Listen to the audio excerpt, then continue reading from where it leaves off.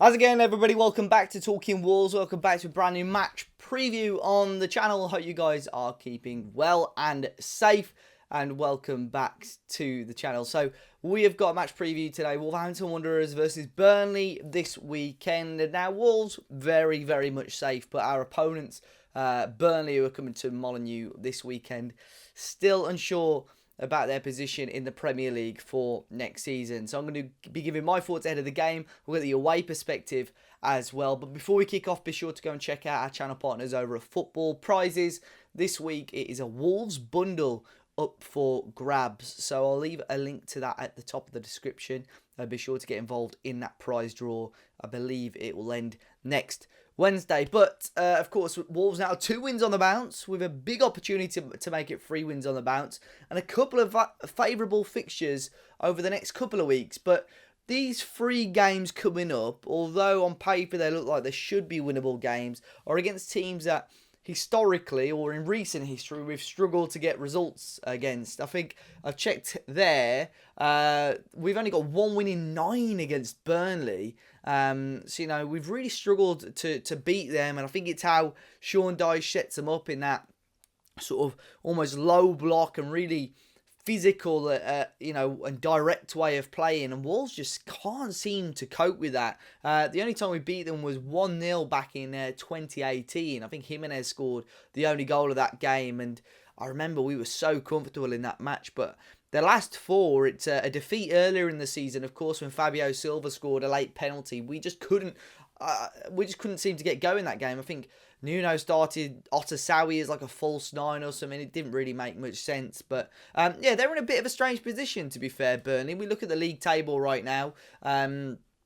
Where are we? The table, they're 17th place. So they do have a game in hand of Fulham. And they are 6 points ahead. So they're still in an okay position. But a loss on Sunday for them will leave them in a bit of a awkward position. I think they'll be worried about that, especially if Fulham grab 3 points as well. So Burnley are going to be really up for this game. For Wolves, I think it's just important that Nuno gets it in the players' minds that the season isn't over. We've still got games to go, although it may feel like we've done what we need to do and sort of achieved survival, as you could say. We're on 41 points now.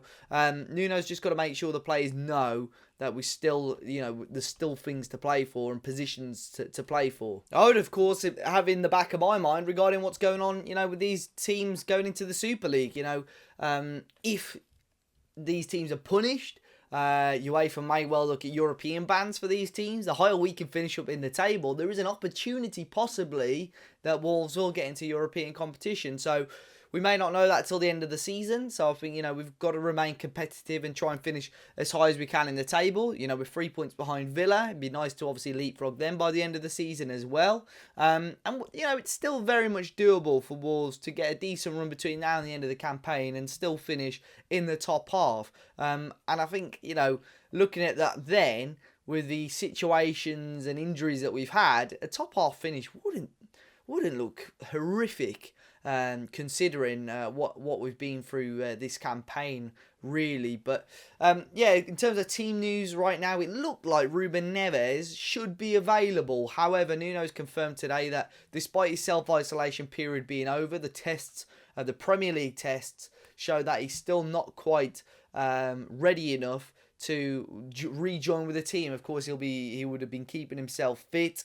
And Nuno would have been hoping that he would have obviously been back in training over the last day or so. So he may still be available. His levels of COVID may be low enough to be with the squad over the weekend. But the chances of him starting now are probably minimal, to be fair. But other than that, it looks like everybody else should be, everyone else that we know of should be fit and available. Of course, Jimenez still seems unlikely that we're going to see him between now and the end of the season. Same as Johnny, Marçal as well. It seems extremely unlikely. So it'll be interesting for us. Like I say, historically, it's not been a favourable fixture for us. But Burnley at the moment, 3 defeats on the bounce for them. Wolves with 2 wins on the bounce. Hopefully that will give us a little bit of a confidence boost and morale. Of course, Willian Jose scoring as well against Sheffield United, which was not a classic, was it, whatsoever. So, let's see what we can do. We've got the thoughts of the guys over at the Turfcast Podcast now, the Burnley fans, and this is their thoughts ahead of the game against Wolves. Hi guys, it's Joe Redman here from Turfcast Podcast, just giving you my thoughts ahead of this weekend's game between Burnley and Wolverhampton Wanderers. Our season so far, let's be fair, obviously we're in 17th, so it clearly hasn't been a good one. 2 out of the last 3 seasons, we finished in the top half of the table, so 17th definitely isn't where we wanted to be. In truth, we've been a little bit up and down, mainly down for the majority of the season, but the signs have been there that we are still a decent-ish side, or definitely shouldn't be in the position that we're in anyway. Obviously, a win at Anfield, a win at the Emirates, a win at Goodison Park, and a win at Selhurst Park as well. I know it's not really too much to write home about in the grand scheme of things, but the way we played that day was absolutely superb. Where we've come unstuck this season is normally when we play a side who isn't in the top 6 at home, we tend to do quite well against them, but recently we haven't. We've lost at home to Southampton this season. We've lost at home to Newcastle. We've drawn at home with Brighton and Fulham. So we've not really been good enough in that aspect. We should, important word here, still be okay. The gap to Fulham is currently 6 points, and I think they've won 5 or 6 games all season. So for them to suddenly, win 2 and draw 1 out of their last few games. About 5 or 6 games I think they've got to fair, aren't they? But they have got some tough games in there. Might be a little bit too much to ask. Fingers crossed anyway. But I think 1 more win for us, and we should be safe anyway, because they're not going to win 4 out of the last 6, are they? So that's where we are this season. Our key players this season, it's the usual ones really. Nick Pope, Ben Mee, James Tarkowski, and going forward Dwight McNeil. Chris Wood's had a bit of a poor season, if I'm being honest. I defend Chris Wood pretty much every single podcast because I like Chris Wood and I think he's a good player, and he played brilliantly last time out for us. So the signs are there. He's just missed a lot of chances this season, chances he wouldn't normally miss because he is so good in front of goal. So it's unusual for us to see him miss so many chances this season. But he has slowly started scoring goals again. He's been playing up front with Mate Vydra, and I think that's done in the world of good. Vydra's movement, I think, has helped create a bit of space for Woody to take advantage of. And Vydra's been scoring himself as well. But last time out, he played up front on his own away at Manchester United. Obviously, we lost the game.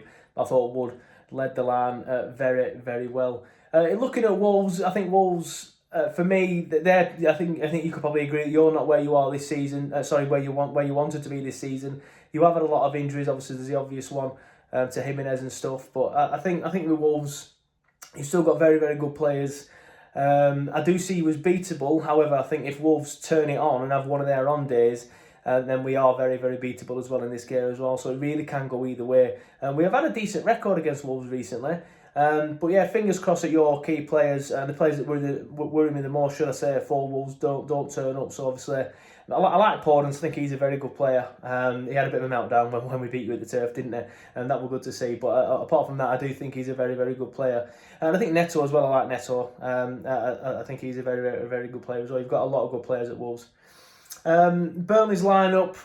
You know what? I normally say this one with about you can always say 4-4-2 for Burnley and that sort of thing. But last time out against Manchester United, we went 4-5-1. So and it worked really well. Obviously, like I've already said, we lost the game, but we gave a very good account of ourselves. And I think recently in the games against Southampton and Newcastle, where we have been leading the game and then thrown it away, infuriatingly. Just think if we'd have won them 2 games, we'd be 12 points clear of Fulham now, lads. We'd be on the beach. This game wouldn't matter Jota.